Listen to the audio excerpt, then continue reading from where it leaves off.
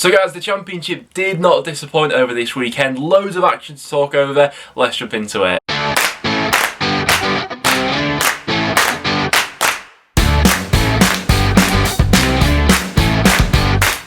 Guys, welcome back to another video on the channel. As always, we had quite a few twists and turns this weekend, both at the top and bottom of the Championship. As always, I want to hear from you guys in terms of what you made of your guys' team's performance. We've also got some games coming up in midweek as well, so make sure to get your score predictions in the comments down below for those games. Before we do jump into anything though, I want to give a big shout out to our sponsors over at OneFootball. If you're not already, make sure to go and check it out in the top line of the description down below. There really hasn't been a better time to go ahead and do it. We're heading in now to this tail end, this second half of the season when things are really going to start to heat up. We've got loads of Championship action constantly coming at us, so if you want to stay on top of everything, OneFootball is the place to go ahead and do that. Get live updates to your phone whenever a goal goes in. Look into a little bit more detail in terms of some of the best players in the Championship so far this season, and just really handy to have to stay on top of everything. And before we do jump into anything, let's take a look at the Prediction League and what your guys' score predictions meant for the current standings. So we still have DCFC OBGO5 leading the way with a grand total of 60 points in the main Prediction League. In the League 1 Prediction League, it's currently Ben Thompson-Smith who slipped into there with 40 points. And then this is what the League 2 Prediction League is currently looking like. Now I must say to you guys, things are ridiculously tight around here at the moment, and there are over 60 people who are just 5 points off the League 2 Prediction League at the moment. So if you're not already in there, make sure to keep chipping away at those score predictions, because like I say, there's a lot of you who are right around the corner from sneaking in there. Without any further ado though guys, let's jump into talking about some of these matches. And so let's start out with Friday night's game, a massive game in the promotion race where we had Swansea beating Norwich by 2-0. Now I don't know about you guys, but this Championship season is starting to remind me a little bit of that 18-19 season in the Championship, where really there were 3 outstanding teams, and it feels like that this season. So in that season we had Norwich coincidentally, and also Sheffield United and Leeds United all battling it out for those top 2 places. This season very much feels like a battle between Swansea, Norwich and Brentford. All of them have obviously got their different strengths, but we were interested to see which way Swansea would approach this game. In the game they had against Brentford not too long ago, we said they were maybe a little bit too passive in that one. That wasn't the case for this one. They were very much looking to take the game to Norwich, and in those early exchanges definitely were having the better of things. Norwich, they'll have been disappointed with the way the first goal came around. Tim Krul, probably one of the best goalkeepers in the league, drops a bit of a blunder for this one, comes to claim the cross. In the end it's a bit of a scrappy goal, but Andre Ayew is a big game player who steps up with big goals for Swansea. He puts them 1-0 in front, and then into the second half, another big game player who they've signed in January is Conor Hourihane. What a goal this one was, and what an impact he's already had on this Swansea side so far. I think undoubtedly he is right up there as maybe even the best midfielder in the Championship. He has just got an immense amount of quality in that left foot, and he showed that for Swansea so far. Now, frustrating for Norwich, but obviously they do have Buendia to come back after this fixture now, and their fixtures do start to ease up a little bit before they face Brentford in the first week of March, which is going to be very interesting. Now, after this game, I actually put a poll out on the community post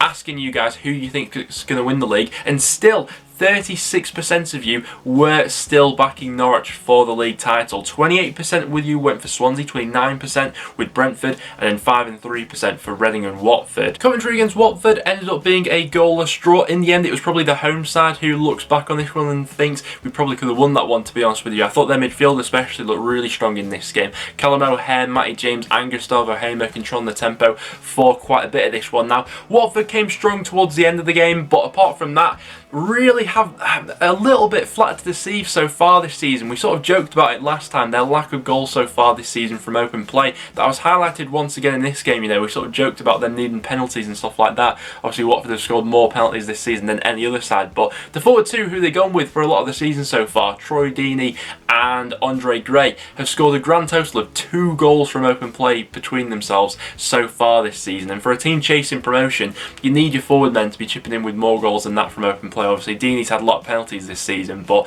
when stuff like that's not falling your way, you need those sort of moments of quality in the final third. And for Watford, they've been fairly few and far between so far this season.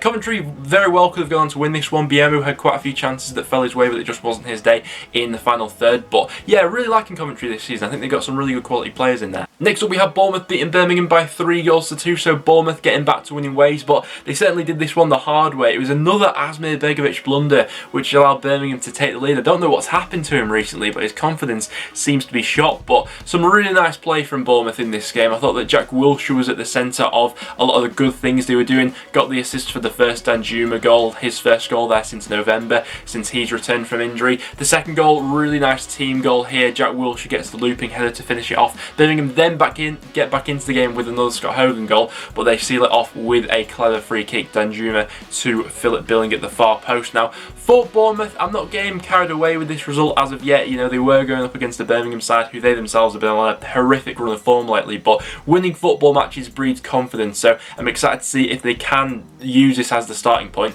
to really go on a bit of a run now for the tail end of the season. Now, for Birmingham, we mentioned it a few weeks ago, with the form of some of the sides at the bottom of the Championship, the likes of the Rotherhams, the Derbys, even Sheff Wednesday, who have really picked up recently, there was always the danger that someone else was going to be really dragged into this. That team has now been Birmingham. They're sat 22nd in the league at the moment on one of the worst runs of form in the league, and coming up right around the corner, I think they got some real season-defining games. In a couple of weeks they got Sheffield Wednesday at Hillsborough.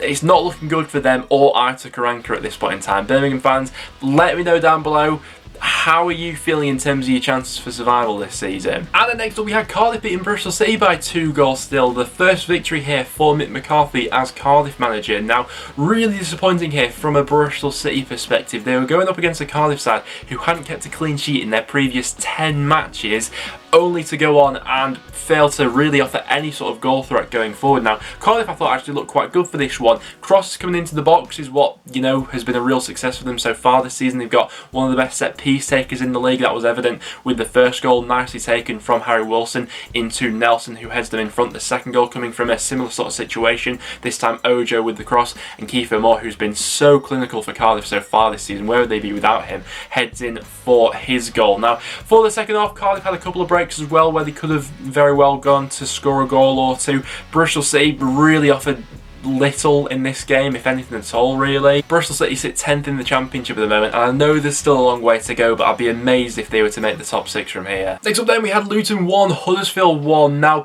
interestingly enough, we sort of mentioned the inconsistency of some of the sides in mid-table recently, and the draw doesn't really do either side too many favours here. I think that Luton especially will look back on this game and thinking, oh, we probably could have won that, to be fair. Naby Sarr's had a bit of a nightmare in defence recently for Huddersfield. He gives the ball away quite cheaply for this one, but Luton still have quite a bit to do to actually work this goal. Collins, brilliant movement towards the far post. He finishes quite well, and Luton did have a couple of other chances in that first half where Huddersfield didn't really show up. Now, a little bit of a change of pace for Huddersfield. Usually it's them who take the lead and then throw things away. They did get back into it in the second half, and they had a sort of 10-minute spell where they did start to get their act together. It was a free kick which Naby Sarr converted from to make it 1-1. Harry Toffolo obviously gets sent off near the end of this game. Bit of a reckless challenge, really didn't need to do it in the 93rd minute, and Luton go very close to winning it, hitting the post in the final stages of this one. Now, what I think will be quite interesting this season is I think that the threshold for survival in terms of a points return might actually be quite high, similar to how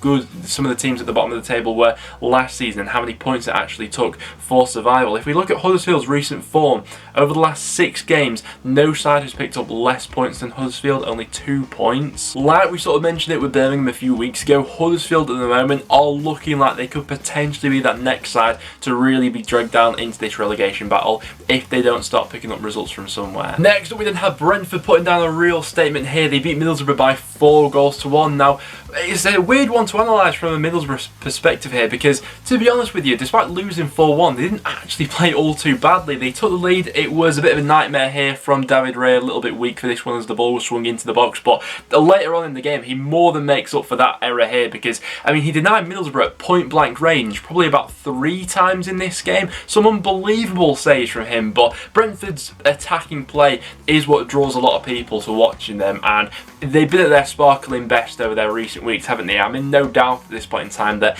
Ivan Toney is the best striker in the league. I think there's an argument that he's the best player in the league at this point in time. It's not just the goals he scores, but it's his overall play, which is just absolutely unstoppable at this point in time. I mean, the little layoff he has for Fosu, and then the little give and go between those two for the equaliser is fantastic. Janel, I thought, was brilliant in midfield for Brentford. 3 key passes, 3 tackles in this game for Brentford. Also took his goal very well. The Paddy McNair mistake for the 3rd goal pretty much gifted Brentford, and they wrapped it up at that point. And obviously, Ivan Toney got his 2nd in the game later on. But yeah, Brentford aren't to be stopped at the moment. I mean, this was a Middlesbrough side who shut down Norwich for 90 minutes in the goalless draw they had against them. The result does take Brentford up to 2nd in the Championship. Obviously, they do still have a game in hand on Norwich, who are 1 point above them at the moment and are on the best run of form in the Championship with this current unbeaten run. From Middlesbrough's perspective, I think there are definitely positives to take from this one. Don't get me wrong, some of the defending sometimes was a little bit shoddy, but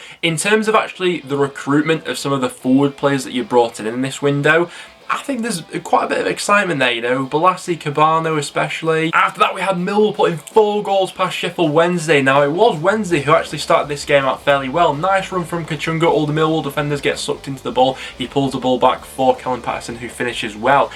If they had seen that half out at 1-0, this game could have panned out very differently, but they gifted Millwall a penalty right near the end of that first half. Pelya Pessi stupidly drags down his man. Zahor converts that. They go in at 1-1 at half time, and Millwall come out with this new lease of life for the second half. Now, originally, early on in that first half, I thought that Westwood made a couple of decent saves, but he should be doing better for at least a couple of these goals. Now, you know it's not your day when Scott Malone's flicking the ball over people's heads, then volleying it into the near post with his weaker foot. It was an outrageous goal to put Millwall ahead, but from that point onwards, it was all the home side going forward. Thompson's goal, I'm not sure what Westwood's doing there. It's a cross which catches him out in the end that just loops in over his head, and then Bradshaw finishes it off with Millwall's 4th goal. I felt like that result was needed for Millwall, obviously drawing quite a few games lately. It's only their 2nd home win of the season so far, which is absolutely crazy, but massive result for them nonetheless. For Sheffield Wednesday, they now go into a midweek game against Wycombe at Hillsborough, which is,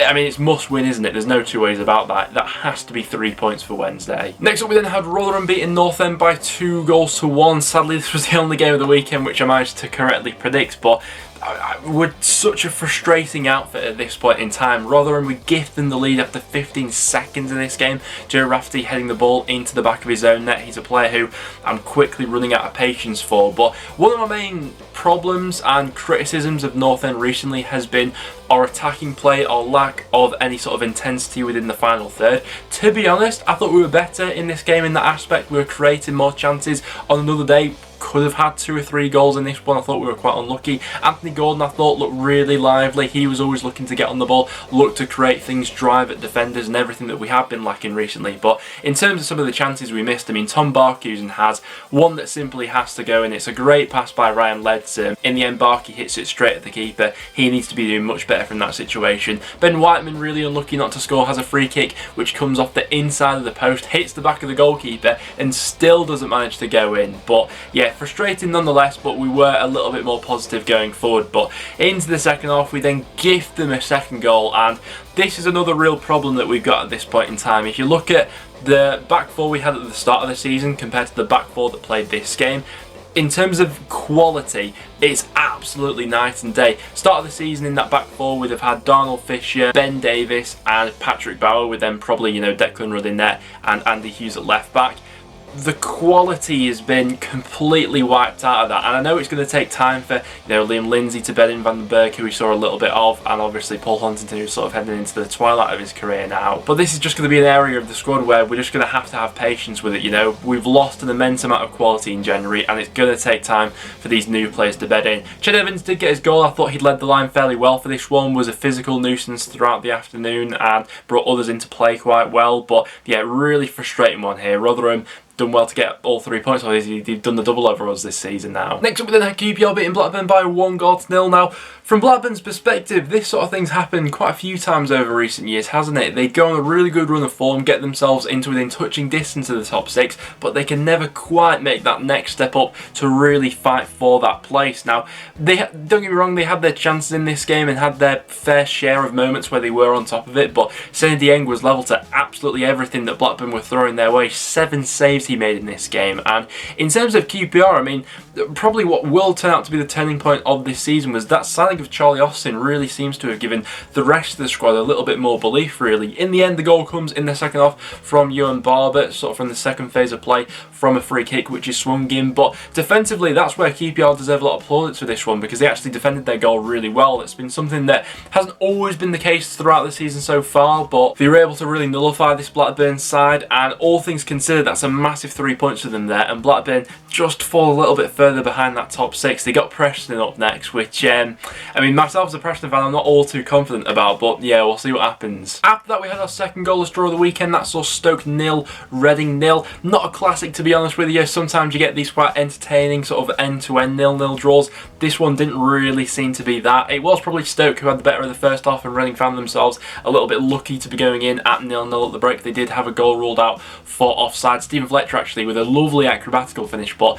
that one, like I say, was ruled out for offside. A couple of other chances where they were threatening the Reading goal, and Reading, like I say, didn't really offer anything. There was a slight improvement from the away side going into the second half, but nothing really to write home about. Clear-cut chances seem to be quite few and far between. For Stoke, I mean, it's another draw for their season, 12 already this season. Obviously, they're still not a million miles away from the top 6, but they're not going to get in there if they continue drawing matches. So yeah, I think from both sides really, this one was a bit of a frustrating 90 minutes. And then to wrap things up, we had Forest beating Wycombe by 3-0, a massive result in Forest season there. We sort of were critiquing Chris Hughton at Forest, whereby they were picking up results early on in his tenure, but the performances and in terms of like the eye test and actually watching Forest, they weren't quite there yet as a team. And I know that Forest fans won't be getting all too carried away with this one, but the second half shown especially, there was some lovely football on display. First off, Wycombe probably felt a little bit annoyed to be going in at half time 1-0 down, because they did have a couple of chances in there, but Glenn Murray, what a game of football this was from him. And even the opening goal was absolutely expertly taken, the chip over the goalkeeper. In the second half, he wins the penalty and converts that. But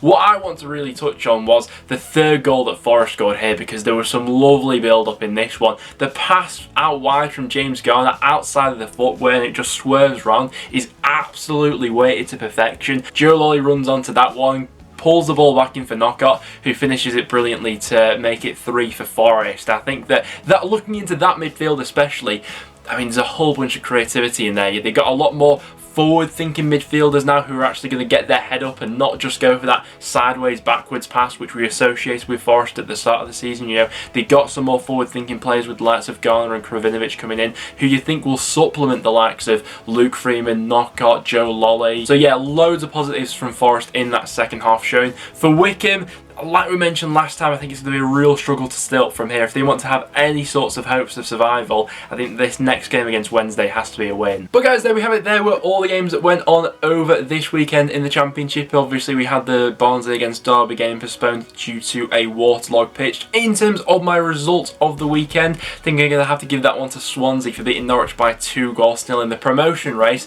That could be absolutely massive. And for Swansea, it's going to be the double whammy this weekend, because I'm also going to give the goal of the weekend to Conor Hourihane for that fantastic goal against Norwich in the second half. Do get all your thoughts in the comments down below in terms of what you guys made of your team's performance. But without any further ado, let's jump into my midweek score predictions. So heading into midweek, we've got 3 Championship fixtures which are going on, which will all count towards the Prediction League, and we also have 3 FA Cup games as well. Those ones not counting towards the Prediction League, but feel free to leave those score predictions in the comments down below. Starting out with our Championship fixtures, we got Rotherham going up against Cardiff. Now Cardiff seem to have found a little bit of form now, a few more goals they've been scoring under Mick McCarthy. I'd fancy maybe Kiefer Moore to bag another one here against his former side, but Rotherham themselves find themselves on a good run of form after just beating Preston. Going to go for quite an entertaining 2-2 draw in that game. After that, we've got an absolutely huge game at the bottom of the Championship. It's Sheffield Wednesday going up against Wycombe in, for me, a must-win game in each side's season. I think it could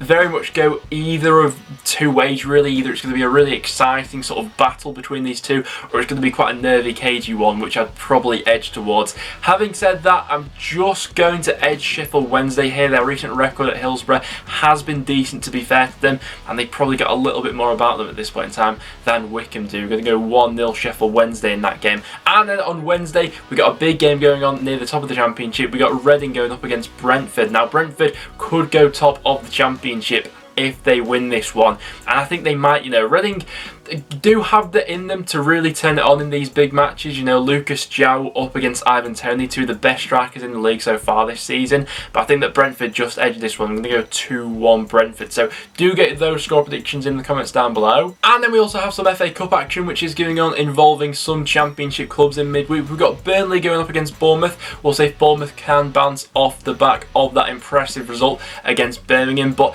Burnley's always going to be a tough game who like to grind things out. Going to back Burnley in that one. Going to go 2-1 to the home side. Swansea up against Manchester City should be an interesting one. We saw these play against each other not too long ago, obviously. Very much Swansea, one of the informed sides in the Championship, going up against Man City, who are high-flying in the Premier League at this point in time. I think Swansea will put in a good showing, but Man City's quality probably pays off in this one. I'm going to go 2-0 Man City in that game. And then to finish things off, we got Sheffield United going up against Bristol City. Sheffield United, who have seemingly found a bit of form for themselves in the Premier League recently, up against Bristol City, who are a little bit stuttery. I'm going to go 2-0 Sheffield United in that game. So by my predictions, that would have all the Championship sides out of the FA Cup. I hope that one of them goes through, but do let me know down below who do you think is most likely to pull off an upset. But guys, there we have it. That will now wrap it up for today's video and for this episode of the Championship Roundup. As always, if you did go on to enjoy, make sure to leave a like. It is always massively appreciated. Do get all your thoughts in terms of what you made of the midweek action and your score predictions in the comments down below. I'm interested to see which way you guys are going for all these fixtures. But apart from that, thanks for tuning in, guys, and I'll see you all in the next one.